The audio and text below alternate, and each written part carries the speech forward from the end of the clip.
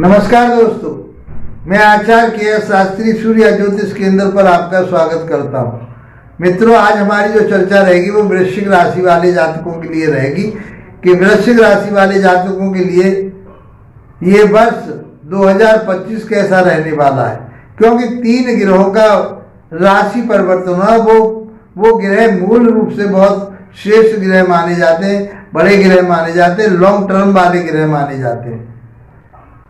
कि शनिदेव एक राशि पर 2.5 वर्ष रहते हैं, गुरु एक राशि पर 12 या 13 महीने तक रहते हैं और 18 महीने तक राहु देव एक राशि में रहते हैं। इसलिए इनका बहुत ज़्यादा प्रभाव जीवन पर पड़ता है। इसलिए इन्हीं ग्रहों को ज़्यादातर देखा जाता है। अब सूर्य, चंद्र और ये चंद्र तो 2.25 दिन में राशि परिवर्तन कर जाते हैं। सूर्य 1 महीने में कर जाते हैं, बुध भी 27-29 दिन में कर जाते हैं, शुक्र भी उन्हीं के साथ चलते हैं। उनकी ज़्यादा चिंता करने की जरूरत, चिंता इन्हीं की ज़्यादा होती है।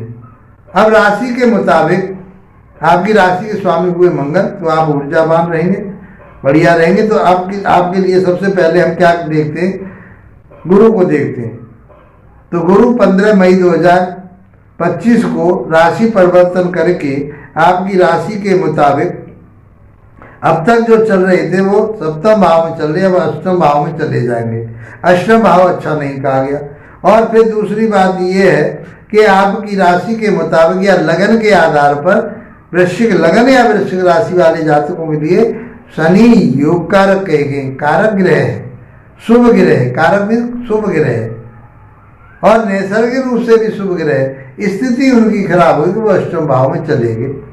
8वां भाव होता है आपका स्ट्रगल का, परेशानियों का, अड़चनों का, और कुछ पॉजिटिव भी रिजल्ट देता है। वो रिसर्च का भी होता है, आयु का भी होता है।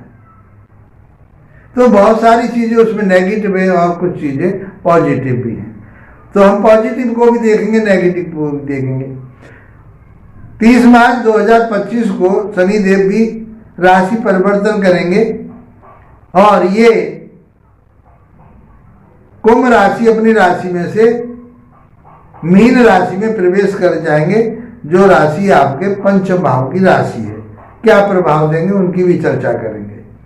18 मई 2025 को राहु देव ये भी अपनी राशि परिवर्तन करेंगे और ये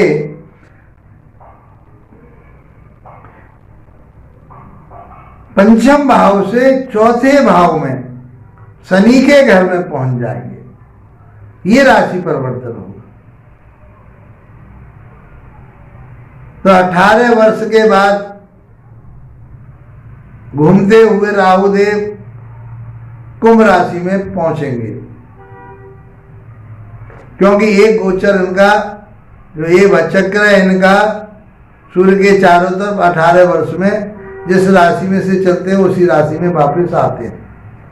इसी तरह से गुरुदेव 12 वर्ष में जिस राशि में से चले थे उसी राशि में वापस आते हैं। उन्हें सूर्य का चक्कर लगाने में 12 वर्ष लगते हैं, शनि को 30 वर्ष लगते हैं। तो शनि का गोचर 30 वर्ष का, 30 वर्ष पहले आए थे ये मीन राशि में, अब फिर आ रहे हैं। वैसे ये 1-2.5 वर्ष में राशि परिवर्तन कर देते हैं। लेकिन इस राशि में से जब गए थे ये और उसी राशि में वापस आने के लिए इन्हें 30 वर्ष का समय लगता है। दोनों स्थितियों को आपको समझना पड़ेगा। आइए मित्रों, पहले हम बात करते हैं गुरुदेव की। और गुरुदेव आपकी राशि के मुताबिक से कारक ग्रह और वो अष्टम भाव में चले जाएंगे 15 मई 2025 को। अब गुरु के पास क्या है? गुरु के पास धन है, संतान है, शिक्षा है, ज्ञान है, विवेक है, धर्म है, लाभ है, डिजाइन है आपकी। अब वो ऐसी जगह स्थित हो गए जाकर के कि इनमें कहीं कमी करेंगे।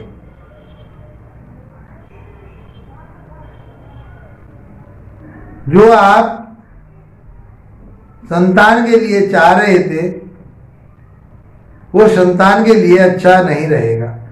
कहीं ना कहीं उनका हेल्थ इश्यूज बना रहेगा, पढ़ाई लिखाई में दिक्कत, लेकिन रिसर्च वर्क यदि आप कर रहे हैं, आपकी संतान कर रही है, तो कोई रिसर्च वर्क, चाहे आप पीएचडी कर रहे हैं, चाहे कोई एजुकेशन से संबंधित और डीपली कोई शिक्षा ग्रहण कर रहे हैं, तो उसमें आपको लाभ मिल सकता है, क्योंकि वो रिसर्च का भी घर कहा गया है 8वां भाव। यहां से बैठ कर के गुरुदेव की जो दृष्टि जाएगी 12वें भाव पर जाएगी, तो 12वां भाव खर्चे का होता है, विदेश का होता है, तो आपको ये विदेश से जोड़ सकते हैं, खर्चा आपका कर सकते हैं, संतान के ऊपर खर्चा हो सकता है, पढ़ाई लिखाई के ऊपर खर्चा हो सकता है, ये देने वाले हैं। ज्ञान के ऊपर शिक्षा आपका धन खर्च हो सकता है, तो आपको खर्चे पर नियंत्रण करना पड़ेगा। बिना सोचे समझे आपको पैसा कहीं खर्च नहीं करना।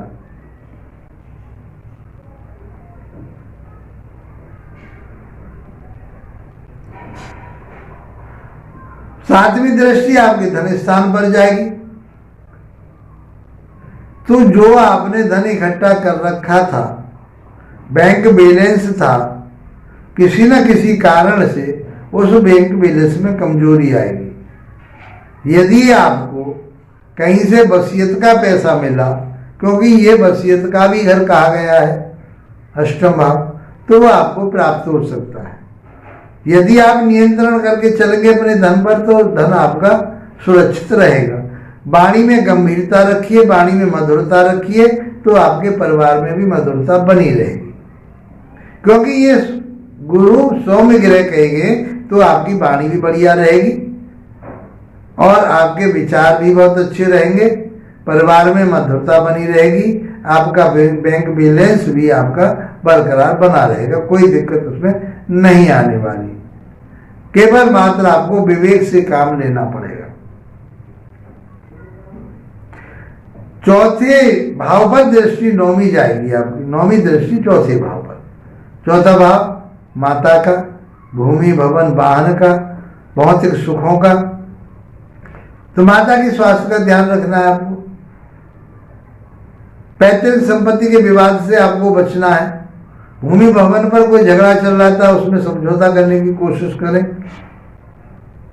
वाहन लेना चाह रहे हैं, अभी रुकिए, वाहन को बहुत सावधानी से चलाइए। आप ऐसा भोजन ना करें ताकि आपका शरीर मोटा हो, भारी हो, तो फैटी भोजन नहीं करना है आपको। इस बात का आपको ध्यान रखना पड़ेगा। आइए मित्रों, शनिदेव की बात करते हैं। तो शनिदेव आपकी राशि के मुताबिक कारक ग्रह नहीं होते, और वैसे भी नैसर्गिक रूप से वो पापी ग्रह हैं। और कहाँ बैठे हुए हैं इस समय? इस समय जो चल रहे हैं आपके चौथे भाव में चल रहे हैं। अब वो पंचम भाव में आ जाएंगे। 5वां भाव का है तुम्हारा? 5वां भाव है आपका संतान का, शिक्षा का, ज्ञान का, विवेक का। उसमें शिथिलता लाएंगे। वो परिश्रम जितना आप करोगे, मेहनत आप जब जितना करोगे, उतना रिजल्ट नहीं मिलेगा, लेकिन रिजल्ट मिल जाएगा।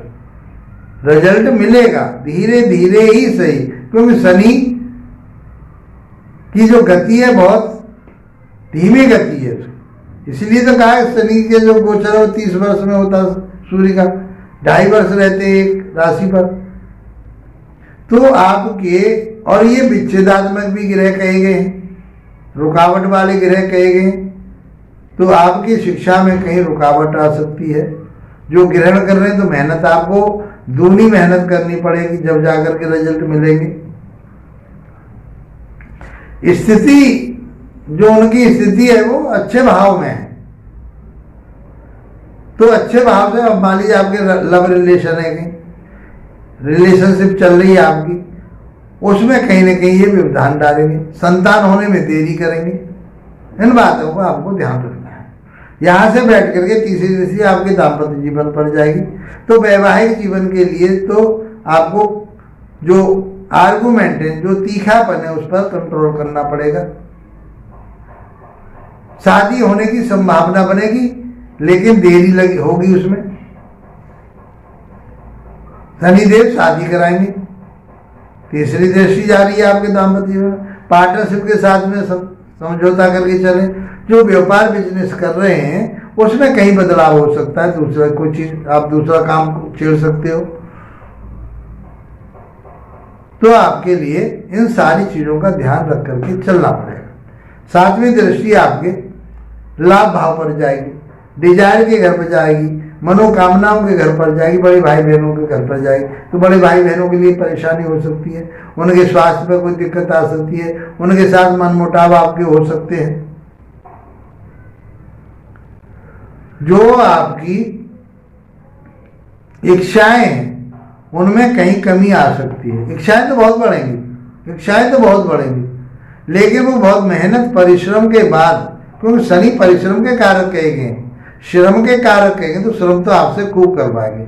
जब श्रम आप खूब करोगे और मन से करोगे और अच्छे भाव से करोगे तो आपके लिए उन सारी चीजों का लाभ मिलेगा। धन भाव पर 10वीं दृष्टि जाएगी, परिवार भाव पर जाएगी, वाणी भाव पर जाएगी। इसलिए मैं बार बार कहा कि वाणी को कंट्रोल पर रखें, वाणी पर नियंत्रण रखें, आर्गुमेंट ना करें, तीखा ना बोले, नहीं तो आपके परिवार में डिस्टर्बेंस होगा, विद्रोह फैलेगा, परिवार वाले आपकी बात नहीं मानेंगे, आप मनवाने की कोशिश करोगे। तो आपको धैर्य रखना पड़ेगा। आइए मित्रों, बात करते हैं हम राहुदेव की। तो राहुदेव की स्थिति इस समय कहाँ है? आपके पंचम भाव में है और वो चौथे भाव में चले जाएंगे, माता के घर में चले जाएंगे। तो माता के लिए, स्वास्थ्य के लिए अच्छा नहीं, बात रोग हो सकता है, डिस्टर्बेंस हो सकता है, मानसिक परेशानी हो सकती है, क्योंकि चंद्रमा का घर है। मनोवृत्ति आपकी चेंज होती रहेगी। घर लूं के वाहन लूं, पहले वाहन ले लेता हूं, नहीं वाहन में पैसे खर्च होंगे, घर ले लेता हूं। इस तरह से भ्रम आपके मन में बना रहेगा। कार्यभार में आपके में भी बदलाव होने की संभावना बनेगी। वहां केतु देव आ जाएंगे, अच्छे माने गए, आपको ऊर्जावान बनाएंगे, आपको आगे बढ़ाने की कोशिश करेंगे, क्योंकि वो मंगल के अकॉर्डिंग काम करते हैं। तो व्यापार बिजनेस आपकी अच्छी रहेगी, आप आगे बढ़ेंगे, उन्नति होगी, तरक्की होगी। मित्रों, आपका ये वर्ष अच्छा रहे, उसके बावजूद भी, जितना जो मैंने बताया उसके बावजूद भी आपकी पत्रिका में यदि शनि की, राहु की या गुरु की स्थिति अच्छी नहीं है और आपको ज़्यादा परेशानी हो रही है, तो क्या करें? तो आपको पहले तो हनुमान चालीसा का पाठ करना है। मंगल के बीज मंत्रों का जाप करना है आपको।